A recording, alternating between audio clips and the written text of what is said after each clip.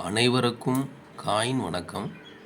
இன்று நாம் உலக பொதுமறையான திருக்குறளை எழுதிய திருவள்ளுவர் அவர்களின் 2 ரூபாய் மற்றும் 5 ரூபாய் நாணயத்தை பார்க்க இருக்கிறோம்.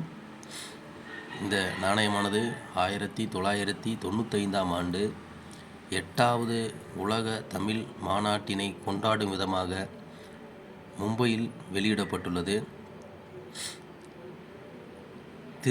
திருவள்ளுவர் அவர்களுக்கு நமது தமிழ்நாடு அரசு கன்னியாகுமரியில் மிக பிரம்மாண்டமான திருவள்ளுவர் சிலையை நிறுவியுள்ளது. இது தரை மட்டத்திலிருந்து 30 அடி உயரத்தில் 133 அடி உயரமாக இந்த சிலை நிறுவப்பட்டுள்ளது.